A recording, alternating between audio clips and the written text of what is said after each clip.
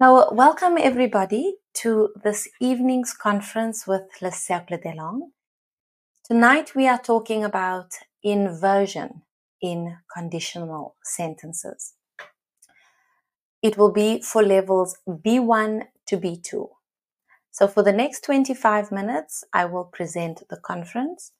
And for the last 5 minutes, if you have any questions, we will have a question and answer section.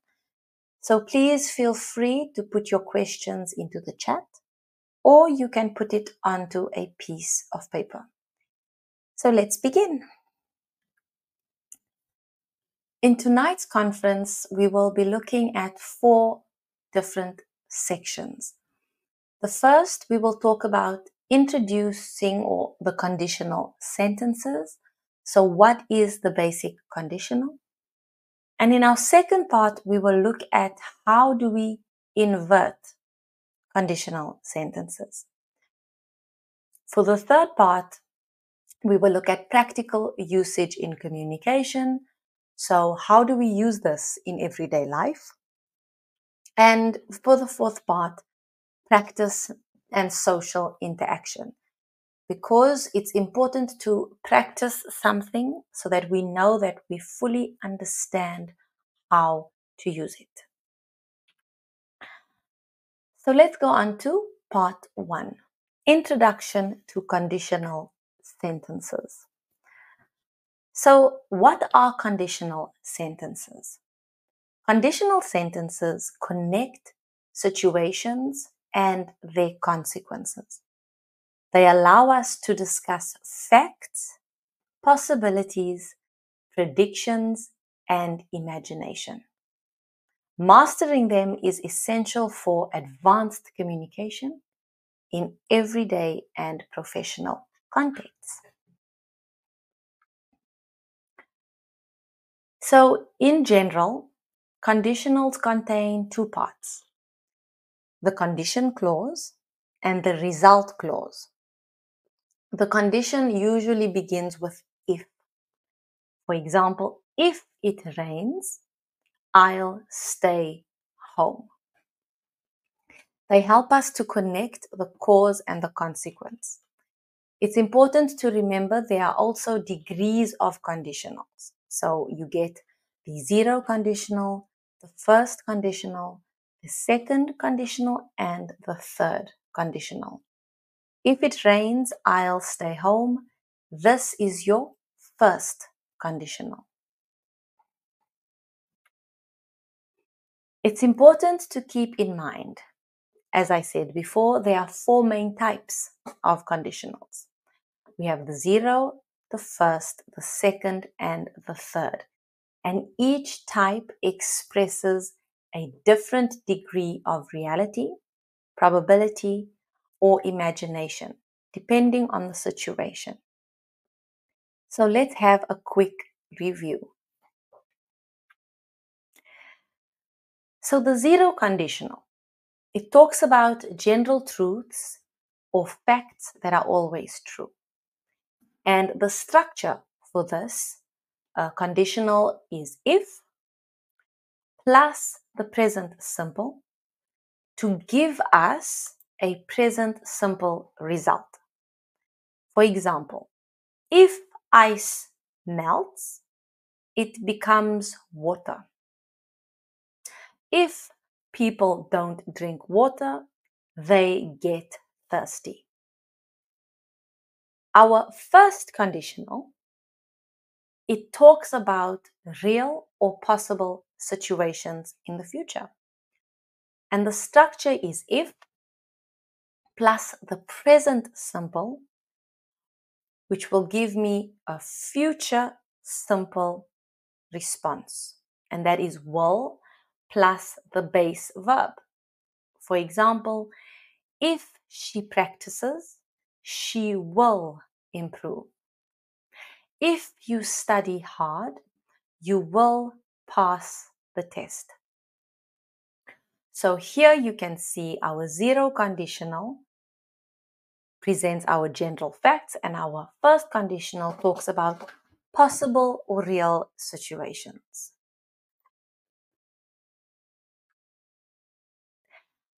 Our second conditional talks about unreal or imaginary situations in the present or the future. And our structure is if plus the past simple, which will give us a result with would and the base verb. For example, if I were taller, I would play basketball. If she knew the answer, she would tell you. So because it is unreal or imaginary, my first part will be the past simple because I have not reached that objective. And my result will be in the would category because it is a wish. And my third conditional talks about unreal situations in the past. So that means things that did not happen in the past. For example, if plus the past perfect, the structure, is if plus the past perfect to give you a result of would, have, and the past participle. For example, if they had studied, they would have passed. If we had prepared better, we would have won the game. So it shows you, if they had studied, it means they didn't study. Because if they had, they would have succeeded. If they had prepared better, which means they didn't prepare, they would have won the game. Learning the structure can help you talk about a degree of different situations. So now we've looked at the 4 conditionals, 0, 1, 2, and 3. Now let's look at what inversion in conditional sentences are. So the inversion replaces if by inverting the subject and the auxiliary. It makes language more formal, more elegant, and emphatic. We mainly use it with had, should, and were. So let's have a look at some examples. For the first conditional, we use examples with should. To invert first conditional sentences, we replace if with the auxiliary verb should, and we change the verb into the base verb. Should you need help, contact me. Should they cancel, we will reschedule. Should she ask, tell her politely. Should it rain tomorrow, bring an umbrella. So, what would be the original sentences? If you need help, contact me. If they cancel, we will reschedule. If she asks, tell her politely. If it rains tomorrow, bring an umbrella. But because we are using the base verb, there are no conjugations.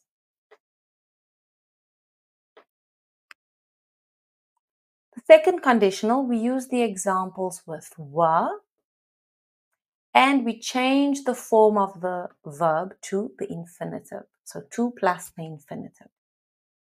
Were I rich, I would donate generously. Were he the leader, things would change. Were they to try harder, they might succeed. And were we free, we would travel more. As you can see, we have the infinitive in certain areas. And that is to remember that most of the time we use the infinitive. But why not the other sentences? Because were I rich? Rich is not a verb. Rich is an Adjective, he is rich. Were he the leader? It's not an adjective and it is not a verb. It is a noun. Were they to try harder? That is where we see the infinitive working. Were we free? Not a verb, not a noun, but an adjective.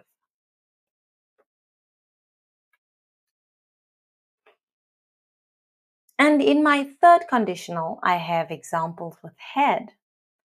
To invert third conditional sentences, we remove the if and invert the subject and the auxiliary verb had. Had I studied, I would have passed. Had she arrived earlier, she would have joined us. Had we left on time, we would be safe. Had he called, we could have answered. So the tips for these inversions is that it's only possible with had, should, and were. And we need to know where and in which conditional they are coming. We avoid overusing it in casual talk. And it's perfect for essays, speeches, and formal contexts. So in certain situations, it works. It works for, as we said, formal context. But in casual conversation, you can use the original conditionals as they are because they are sufficient. So let's look how they work in practical communication. Inverted conditionals are common in formal writing, professional communication, and speeches. They express sophistication, politeness, and emphasis, making your language stronger and more varied. So keep that in mind. So let's take 2 minutes to analyze the following comparison. If you need help, call me. Simple condition. Should you need help, call me. That is the polite. And it is in first conditional. Were I rich, I would travel. Hypothetical. Second conditional. Had I known, I would have helped. Emphatic. And it is in the third conditional.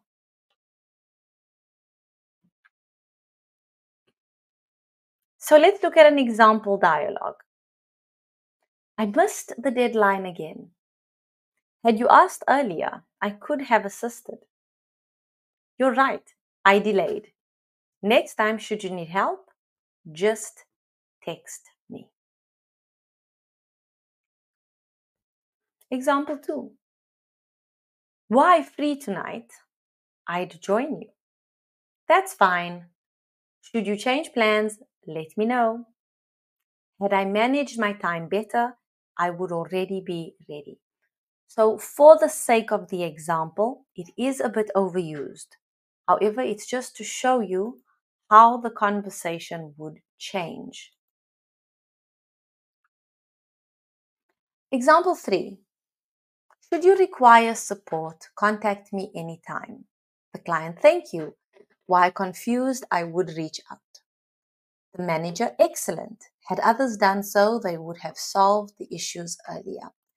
So this is more likely to come from the manager because the client would speak normally. So we can see that from a manager's perspective, it's very professional, it is very polite, and it's a beautiful way to communicate with your customers and your clients.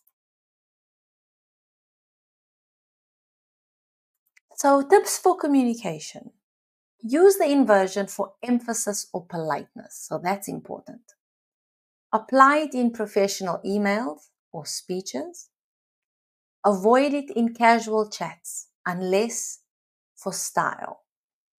Think of the inversion as formal dressing for sentences.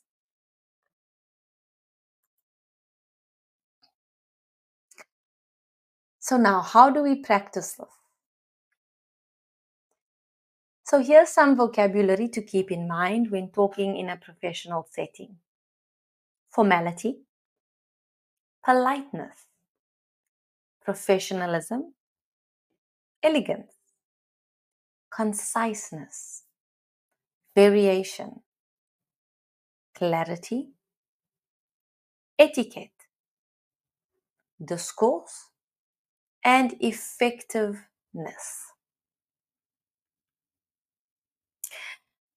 So here's an exercise that if you would like to participate in, you can.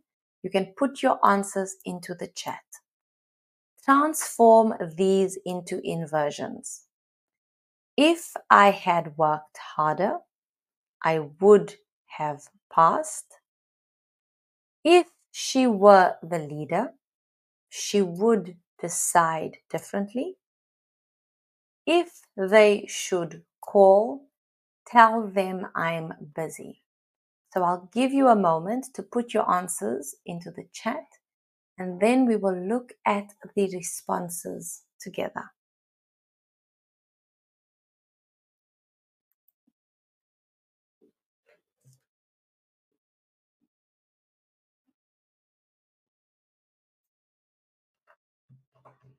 If I had worked harder, I would have passed. If she were the leader, she would decide differently. If they should call, tell them I'm busy. How do we change this into our inverted conditional?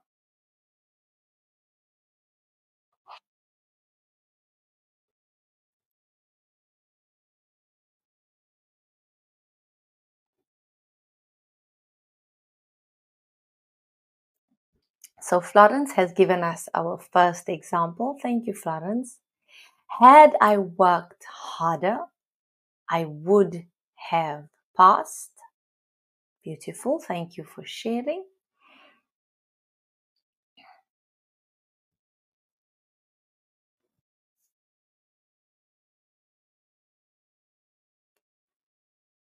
What about the second? If she were the leader, she would decide differently.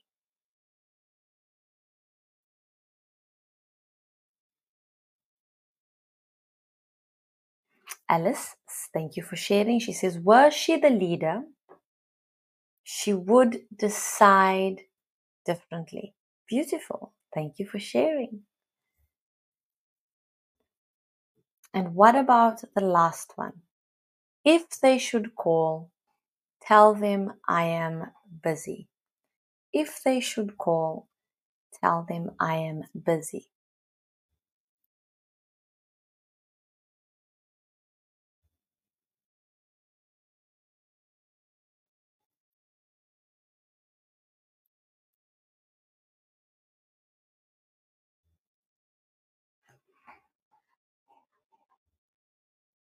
Should they call, tell them I am busy. Wonderful. Thank you so much, Florence and Alice. Let's have a look at the responses. Had I worked harder, I would have passed. Were she the leader, she would decide differently. Should they call, tell them I am busy. Beautiful. So let's look at a few more examples of dialogue. I regret not studying enough. Had you studied, you would feel confident. True. Why more disciplined? Results would improve. Exactly. Should you need help, I will support you. Tips for mastering the inversion of the conditional is to practice transforming normal if clauses into the inversion. Read examples from speeches or books. Use dialogues to practice fluency. And notice the tone difference when using the inversion. You'll see how it changes the way we speak. In conclusion, inverted conditionals show that language is not only rules, but also style and expression. By mastering them, you refine your voice, add elegance, and build stronger connections in both everyday conversations and formal communication. Follow the rules and tips seen during this conference and keep making every interaction something special. So thank you everybody for joining me for this evening's conference. I really hope that it helped understand how we can change the way we communicate.